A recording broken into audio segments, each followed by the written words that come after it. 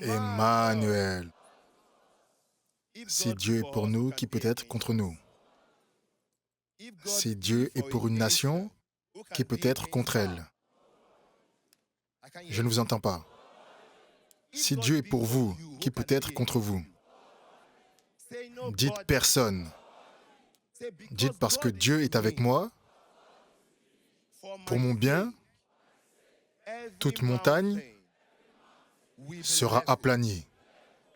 Parce que Dieu est avec moi, pour mon bien, les collines deviendront des plaines.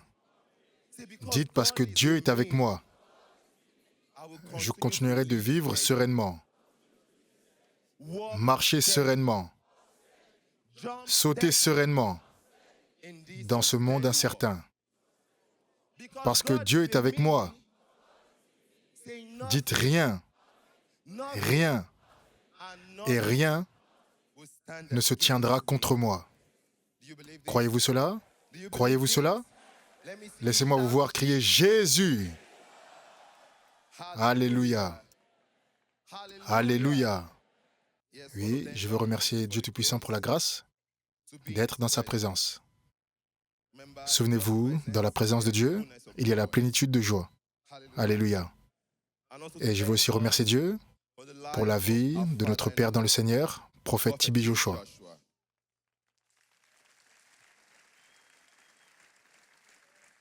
Remercions Dieu pour la grâce qu'il y a dans sa vie. Et aussi, remercions Dieu pour la femme dans la synagogue,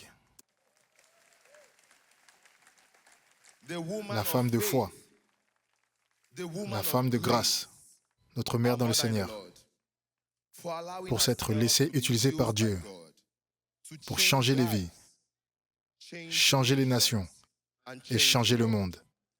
Remercions Dieu. Nous rendons grâce au nom de Jésus. Vous pouvez vous asseoir dans le nom de Jésus. Alléluia. C'est le moment d'entendre la parole de Dieu. Prêtez attention de tout votre cœur et vous serez bénis au nom de Jésus. Amen. Alléluia. Oui, si on vous pose la question, quelle est votre confiance en Dieu? Quelle est votre quoi? Votre confiance en Dieu. Certains diront, Dieu est le guérisseur. Dieu est le pourvoyeur de bénédictions. Dieu est le libérateur. Il est le libérateur. Alléluia. Cela est votre confiance en Dieu. Amen. Oui, c'est vrai que Dieu Tout-Puissant est le guérisseur, le libérateur, notre pourvoyeur de bénédictions. C'est vrai. Mais l'homme de Dieu, le prophète T.B. Joshua a dit, si vous basez votre confiance en Dieu Tout-Puissant à cause de la guérison, la délivrance et la bénédiction que vous avez reçue ou que vous attendez de recevoir, qu'arrivera-t-il à votre confiance si vous n'êtes pas guéri? C'est la question. Qu'arrivera à votre confidence si vous n'êtes pas béni, si vous n'êtes pas délivré? Dans quel état sera votre confidence envers Dieu? Dites voisin, quelle est ta confiance envers Dieu? Et cela sera le message d'aujourd'hui intitulé « Votre confiance en Dieu ». Alléluia. Ouvrez votre Bible avec moi dans le livre de Jérémie, chapitre 17. Jérémie, chapitre 17, du verset 7 à 8. Et nous lirons aussi le livre de Daniel, chapitre 3, versets 16 à 18. Et lorsque vous rentrerez chez vous, vous pourrez aussi lire le livre de Job, chapitre 1, verset 2. Au nom de Jésus. Alléluia. Jérémie chapitre 17, verset 7. Et il dit, « Béni soit l'homme qui se confie dans l'Éternel et dont l'Éternel est l'espérance. » Alléluia. Verset 8. Il est comme un arbre planté près des eaux et qui entend ses racines vers le courant. Il n'aperçoit point la chaleur quand elle vient, et son feuillage reste vert. Dans l'année de la sécheresse, il n'a point de crainte, et il ne cesse de porter du fruit. Alléluia. La Bible dit, « Béni soit l'homme qui se confie dans l'Éternel. » Quelle est votre confiance en Dieu? C'est la question. Écoutons ce que Shadrach, Meshach et Abednego ont dit à propos de cela. Ouvrez votre Bible dans le livre de Daniel, chapitre 3, à partir du verset 16 jusqu'à 18. Alléluia. Vous y êtes?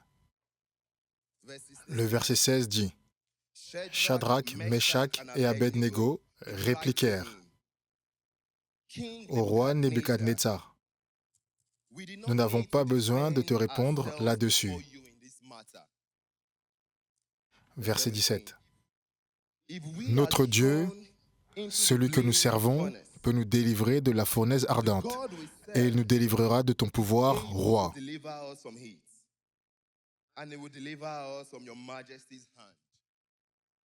Alléluia. Remarquez cela. Shadrach, Meshach et Abednego avaient confiance en Dieu. Avaient confiance en Dieu en tant que leur libérateur et sa capacité à les délivrer de leurs défis actuels. Ils avaient cette confiance. Mais peuple de Dieu, prenez note de quelque chose. Leur confiance en Dieu n'était pas basée sur la délivrance qu'ils attendaient de recevoir. Ils savaient que Dieu Tout-Puissant était leur libérateur et qu'il était capable de les délivrer. Mais leur confiance en Dieu n'était pas basée sur la délivrance qu'ils étaient sur le point de recevoir ou qu'ils attendaient de recevoir. Sur quoi est basée votre confiance? C'est la question. Lisons le verset 18. Le verset 18 dit, « Et même s'il ne le faisait pas, c'est la confiance. » Et c'est la confiance dont nous sommes en train de parler. Même s'il ne le faisait pas, sache, ô roi, que nous ne servirons pas tes dieux et que nous n'adorerons pas la statue d'or que tu as élevée. Dites voisin, c'est la confiance dont nous sommes en train de parler. C'est la confiance. Quelle est votre confiance? Le prophète Tibéchoa a dit, et je cite, « Que Dieu me guérisse ou pas, il est mon guérisseur. Que Dieu me délivre ou pas, il est mon libérateur. Que Dieu me bénisse ou pas, il est mon pourvoyeur de bénédiction. » Ça, c'est la confiance. Et c'est la confiance que vous devez avoir en Dieu. Dites voisin, quelle est ta confiance en Dieu? Si votre confiance en Dieu est basée sur la guérison, la délivrance que vous attendez de recevoir, qu'arrivera à votre confiance si vous n'êtes pas guéri? C'est la question. Alléluia. Peuple de Dieu, c'est le désir de Dieu de vous guérir. Et vous serez guéris aujourd'hui, dans le nom de Jésus. C'est le désir de Dieu de vous bénir, de vous délivrer.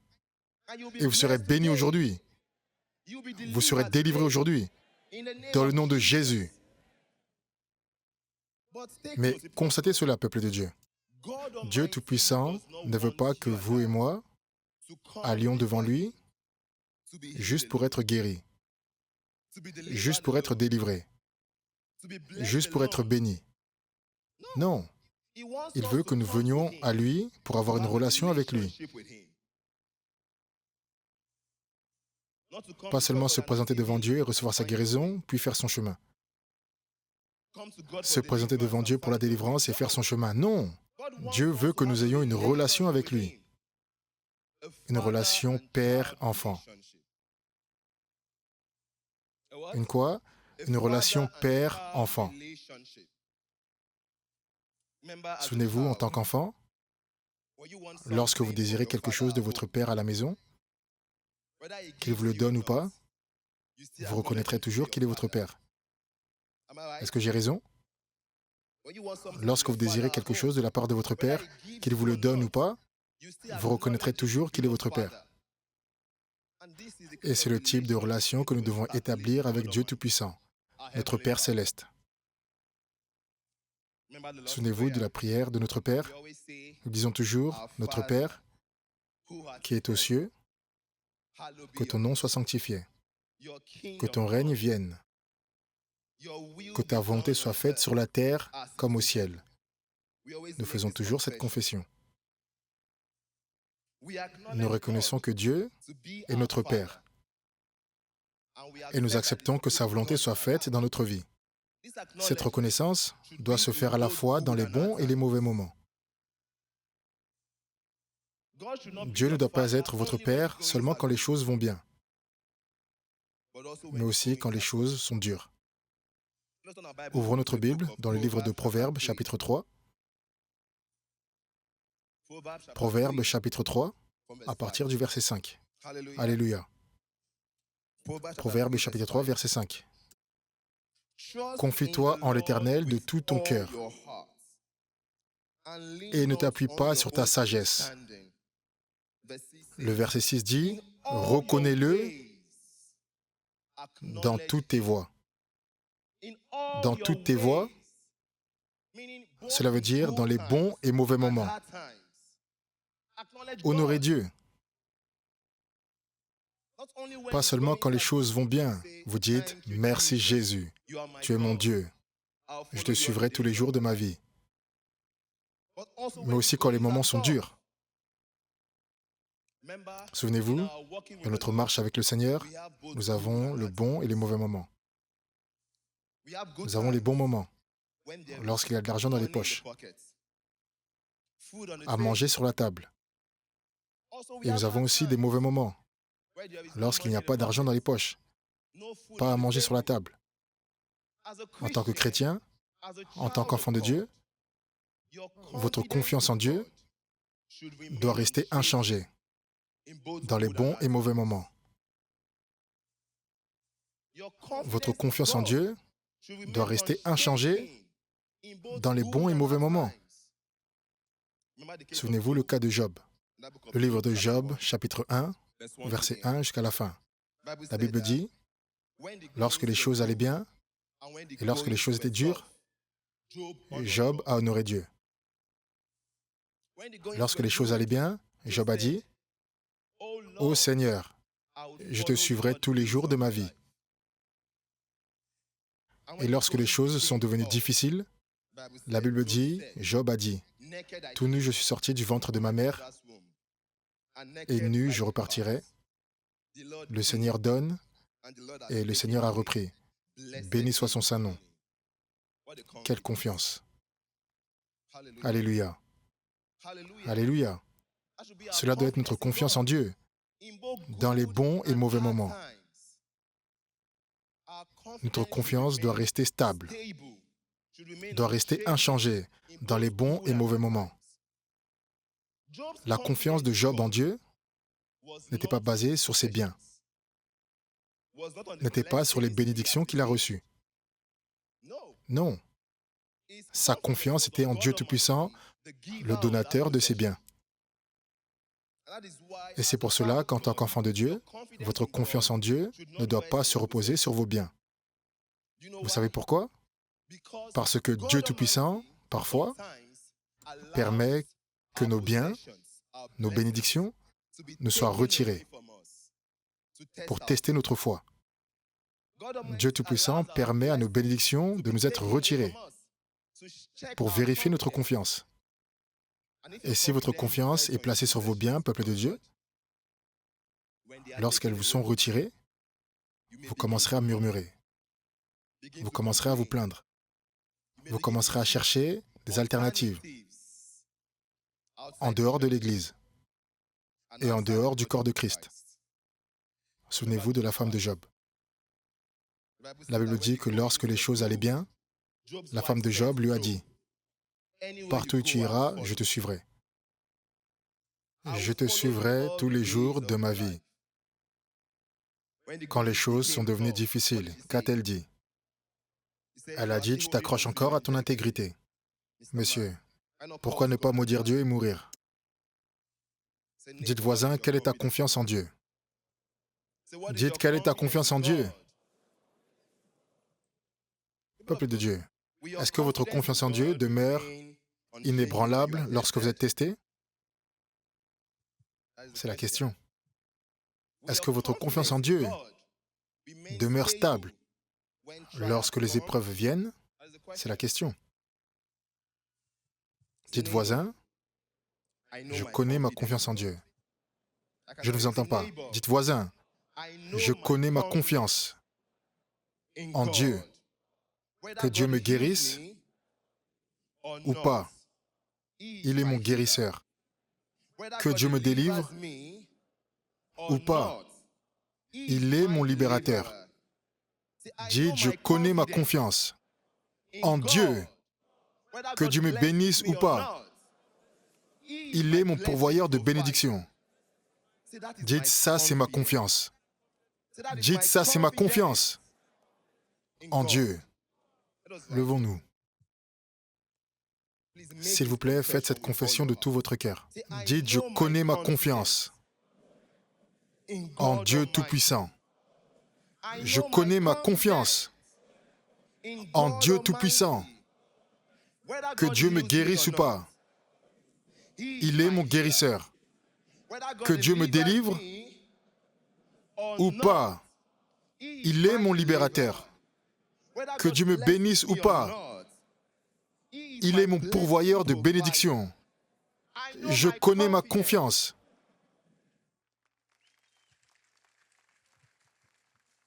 Souvenez-vous, nous chantons toujours ce chant.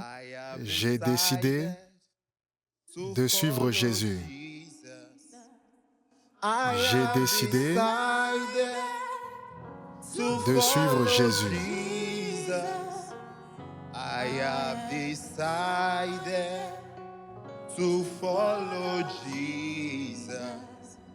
No Pas de retour en arrière.